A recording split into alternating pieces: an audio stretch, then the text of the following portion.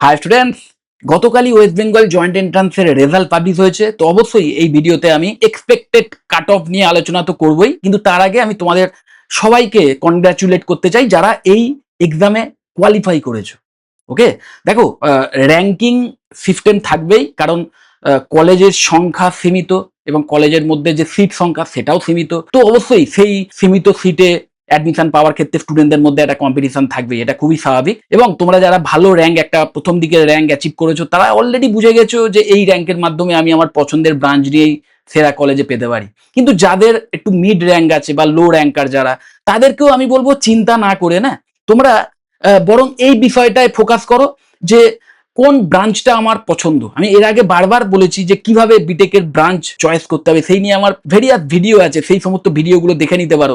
তাহলে বিটেকের ব্রাঞ্চ, যে ব্রাঞ্চটা নির্বাচন করাটাই সবচেয়ে ইম্পর্টেন্ট, সেই ব্রাঞ্চ নির্বাচন যদি একবার হয়ে যায় না, তাহলে তোমার ওই পছন্দের ড্রিম কলেজে যদি সেই ব্রাঞ্চ নিয়ে অ্যাডমিশনের সুযোগ নাও পাও, তাহলেও না তোমার ওই র্যাঙ্কের মাধ্যমেই হয়তো West Bengal joint entrance counselling এর মাধ্যমেই অন্য কোনো কলেজে অ্যাডমিশনের সুযোগ পেয়ে যাবে। এবং যদি কাউন্সিলিং এর মাধ্যমেও অ্যাডমিশন না হয়, নিশ্চয়ই জানো তোমরা যে আমাদের ওয়েস্ট বেঙ্গলের বেশ কিছু প্রাইভেট ইউনিভার্সিটিস বা প্রাইভেট কলেজও আছে, যে কলেজগুলিতেও তোমরা অ্যাডমিশনের সুযোগ পাবে। এবং সেই কলেজগুলি থেকেও যদি তুমি সিরিয়াসলি 4টে বছর পড়াশোনা করো, ডেডিকেশন দেখাতে পারো, তাহলেও খুব ভালো স্যালারি নিয়ে চাকরি পেয়ে যাবে। কারণ চাকরি বা ইন ফিউচারে প্লেসমেন্ট, টপ লেভেলের কেরিয়ার, এইগুলো কিন্তু আজকের যুগে আর কলেজের উপর নির্ভর করে না, কমপ্লিটলি নির্ভর করে তোমার এফোর্টের উপর। আর মাথায় রাখবে, এই ওয়েস্ট বেঙ্গল জয়েন্ট এন্ট্রান্স এক্সামে যারা ভালো র্যাঙ্ক করেছে, একটা অ্যাচিভমেন্ট অলরেডি করে ফেলেছে, তারা তাদের আগেকার যে কঠোর পরিশ্রম তার ফলাফল এখন পাচ্ছে।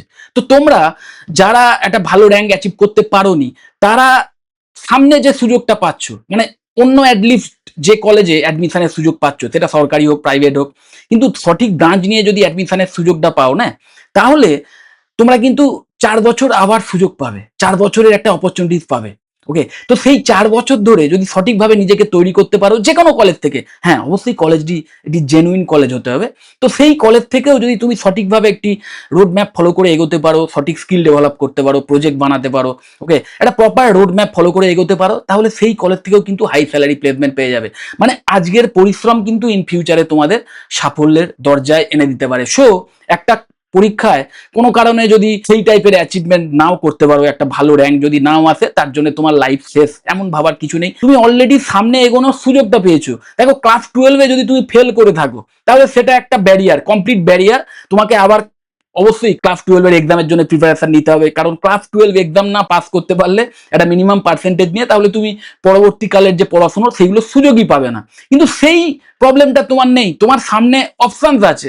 সো অবশ্যই ওই পিছনের দিকে না যাওয়ার চেয়ে আমি বলবো, তোমার মধ্যে যে ইন্টারেস্টটা রয়েছে, আলটিমেটলি তোমার গোল কি, যে তুমি কিছু স্কিল ডেভেলপ করে ইন ফিউচারে ভালো কেরিয়ার করতে চাও, তো সেই সুযোগ তোমার হাতে অলরেডি রয়েছে। এই মাসের শেষের দিকে হয়তো কাউন্সেলিং স্টার্ট হবে, তো কাউন্সেলিং যখন স্টার্ট হবে, তখন তুমি অলরেডি তোমার র্যাঙ্ক ওয়াইজ কি কাট হবে, এগুলো এক্সাক্ট সমস্ত ব্যাপার জেনে যাবে। তো এখন আমি তোমাদের এটাই সাজেস্ট করবো যে শুধু শুধু এই কাট অফ নিয়ে বেশি কাটাছেড়া না করে না, বরং নিজেদের পছন্দের ব্রাঞ্চটা চুজ করো এবং কিছু ব্যাকআপ অপশন রেখে দাও, যে কাউন্সেলিং এর মাধ্যমে যদি আমার পছন্দের কলেজে আমি অ্যাডমিশনের সুযোগ নাও পাই, তাহলেও অ্যাটলিস্ট ডাইরেক্ট অ্যাডমিশনের মাধ্যমে হোক আমি যাতে অ্যাডমিশন পেতে পারি। সেই হিসাবে কিছু ব্যাকআপ অপশন রেখে দাও এবং আমি সাজেস্ট করবো পড়াশোনাটাও স্টার্ট করে দাও।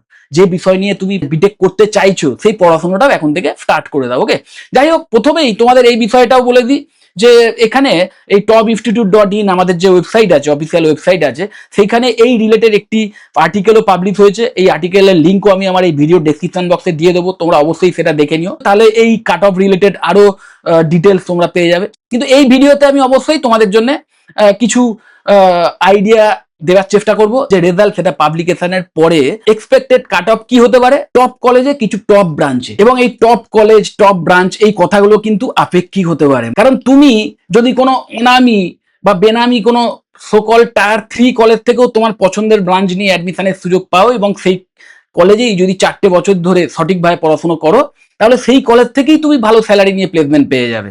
তাহলে তখন সেই কলেজটি হয়তো তোমার কাছে টপ কলেজ হয়ে যাবে। ওকে, এবং ওই যেটা বলছিলাম যে টপ ব্রাঞ্চটাও কিন্তু আপেক্ষিক, এক একজন স্টুডেন্ট, সেই স্টুডেন্টের যে নিজস্ব ট্রেড কোয়ালিটি, সেই ওয়াইজ কিন্তু তার যে টপ ব্রাঞ্চ সেটা আলাদা হতে পারে। কিন্তু তাও কিছু জনপ্রিয় কলেজ, সেই কলেজে কিছু জনপ্রিয় ব্রাঞ্চ নিয়ে পেতে গেলে কি টাইপের কাট অফ সেট হতে পারে, সেইটাই এই ভিডিওতে আমি তোমাদের দেখানোর চেষ্টা করব। দেখো, যদি 300-র মধ্যে র্যাঙ্ক থাকে তাহলে যাদবপুর সিএসি অথবা আইটি তোমরা পেতে পারো। 1000-এর মধ্যে যদি র্যাঙ্ক থাকে তাহলে যাদবপুরেরই ইসিই বা ক্যালকাটা ইউনিভার্সিটি সিএসি পেতে পারো। 3000-এর মধ্যে যদি র্যাঙ্ক থাকে তাহলে কল্যাণী গভর্নমেন্টের সিএসি তোমরা পেয়ে যেতে পারো। আন্ডার 5000 যদি র্যাঙ্ক থাকে তাহলে জেজিইসির সিএসি অথবা জিসিইটিটির সিএসি তোমরা পেতে পারো। আন্ডার 8000 যদি র্যাঙ্ক থাকে তাহলে সেক্ষেত্রে হেরিটেজের সিএসি তোমরা পেতে পারো। এবং 12,000-এর মধ্যে যদি র্যাঙ্ক থাকে তাহলে সেক্ষেত্রে নেতাজি সুভাষের সিএসি তোমরা পেতে পারো। এবং অবশ্যই 15,000-এর মধ্যে যদি র্যাঙ্ক থাকে তাহলে সেক্ষেত্রে টেকনো মেনের সিএসি তোমরা পেতে পারো। এরপরে যাদবপুর রিলেটেড আরো ডিটেলসে আসি, কারণ আমি জানি ওয়েস্ট বেঙ্গল জয়েন্ট এন্ট্রান্স এক্সামের মাধ্যমে যে কটা কলেজে অ্যাডমিশনের সুযোগ পাওয়া যায় তার মধ্যে 1 নম্বরই যাদবপুর থাকবে, নো ডাউট। তো যাদবপুরের এই সিএসি হচ্ছে সবচেয়ে হট ফেভারিট একটা চয়েস থাকে। তো সেইখানে কিন্তু এক্সপেক্টেড যে ক্লোজিং র্যাঙ্ক হতে পারে 180 থেকে 280-র মধ্যেই। আইটি তারপরেই যেটা পপুলার ব্রাঞ্চ আইটি, সেখানে 350 থেকে 600-র মধ্যে ক্লোজিং র্যাঙ্ক হতে পারে। ইসির যে ক্লোজিং র্যাঙ্ক সেটা 700 থেকে 1200-র মধ্যে হতে পারে। ইলেকট্রিক্যাল ইঞ্জিনিয়ারিং এর যে ক্লোজিং র্যাঙ্ক সেটা কিন্তু 1200 থেকে 2200-র মধ্যে হতে পারে। এবং মেকানিক্যালের যে ক্লোজিং র্যাঙ্ক সেটা 2200 থেকে 4000-এর মধ্যে থাকতে পারে। এক্স্যাক্ট যে কাট অফ সেটা কিন্তু ওই যতক্ষণ না কাউন্সিলিং স্টার্ট হচ্ছে ততক্ষণ বোঝা যাবে না, এটা জাস্ট একটা আইডিয়া বলতে পারো। ওকে, যাই হোক, তারপরেই দেখো ইউনিভার্সিটি অফ ক্যালকাটার সিএসির এক্সপেক্টেড ক্লোজিং র্যাঙ্ক জানতে চাই তাহলে 900 থেকে 1500-র মধ্যে হতে পারে। আইটির ক্ষেত্রে 1400 থেকে 2200 হতে পারে। ইসিইতে 2500 থেকে 4500-র মধ্যে হতে পারে। ওকে, তারপরেই কেজিইসির যদি সিএসি দেখি তাহলে সেক্ষেত্রে 1800 থেকে 3200-র মধ্যে ক্লোজিং র্যাঙ্ক থাকতে পারে। আইটির ক্ষেত্রে 2500 থেকে 4000-এর মধ্যে থাকতে পারে এবং ইসির ক্ষেত্রে 4000 থেকে 7000-এর মধ্যে কিন্তু থাকতে পারে। তারপরেই অবশ্যই জেজিইসির হিসেব নিতে হবে। জেজিইসিতে সিএসির ক্ষেত্রে যে ক্লোজিং র্যাঙ্ক 2500 থেকে 4500-র মধ্যে থাকতে পারে। আইটির ক্ষেত্রে 3500 থেকে 5500-র মধ্যে থাকতে পারে। ইসির ক্ষেত্রে 5000 থেকে 8000-এর মধ্যে থাকতে পারে। তারপরেই government college of engineering and ceramic টেকনোলজির ক্ষেত্রে সিএসি ব্রাঞ্চের যে ক্লোজিং র্যাঙ্ক সেটা 3000 থেকে 5000-এর মধ্যে থাকতে পারে। আইটির ক্ষেত্রে 4000 থেকে 6500-র মধ্যে থাকতে পারে এবং ইসির ক্ষেত্রে 5000 থেকে 8000-এর মধ্যে থাকতে পারে। এরপরেই হেরিটেজ ইনস্টিটিউট অফ টেকনোলজি, এক্ষেত্রে সিএসির যে ক্লোজিং র্যাঙ্ক 5000 থেকে 8000-এর মধ্যে থাকতে পারে। এআইডিএস এর ক্লোজিং র্যাঙ্ক 6500 থেকে 9500-র মধ্যে থাকতে পারে। আইটির যে ক্লোজিং র্যাঙ্ক 6000 থেকে 9000-এর মধ্যে থাকতে পারে। এরপরে নেতাজি সুভাষ তার যে ক্লোজিং র্যাঙ্ক সিএসির ক্ষেত্রে 7000 থেকে 12000-এর মধ্যে থাকতে পারে। এআইএনএমএল এর ক্ষেত্রে 8000 থেকে 13000-এর মধ্যে থাকতে পারে। এআইএনডিএস এর ক্ষেত্রে 8500 থেকে 14000-এর মধ্যে থাকতে পারে এবং আইটির ক্ষেত্রে 8000 থেকে 13000-এর মধ্যে থাকতে পারে। এরপরেই টেকনো মেন সল্টলেক, সেখানে সিএসির যে ক্লোজিং র্যাঙ্ক 8000 থেকে 14000-এর মধ্যে থাকতে পারে। এআইএনএমএল এর ক্লোজিং র্যাঙ্ক 9000 থেকে 15000-এর মধ্যে থাকতে পারে। এআইএনডিএস এর ক্লোজিং র্যাঙ্ক 9500 থেকে 16000-এর মধ্যে থাকতে পারে। আইটির ক্লোজিং র্যাঙ্ক 8500 থেকে 14500-র মধ্যে থাকতে পারে। Okay, don't rely on college name, এটা ভীষণ important. Consider branch your efforts, build skills, follow career road map. দেখো, যত নামজাদা কলেজেই অ্যাডমিশনের সুযোগ পাও, ওকে, নিজের উপর ভরসা রাখো। দেখো, কলেজ থেকে একটা মিনিমাম সাপোর্ট যে কোনো কলেজ থেকেই পাবে। ওকে, সে তুমি যতই টায়ার 3 কলেজেও অ্যাডমিশন পাও, সেই কলেজ থেকেও কিন্তু একটা মিনিমাম সাপোর্ট পাবেই।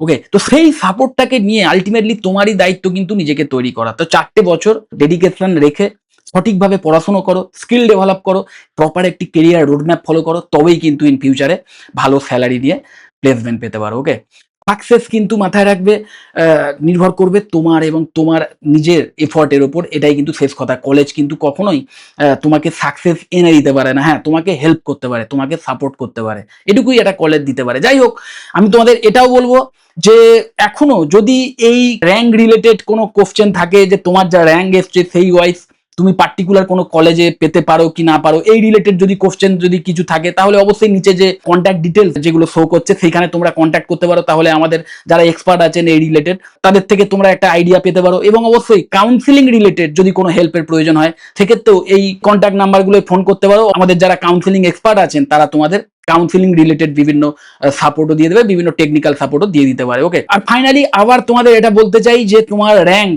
কখনো কিন্তু তোমার ফিউচার ডিসাইড করতে পারে না, তোমার ইচ্ছেটাই হচ্ছে শেষ কথা।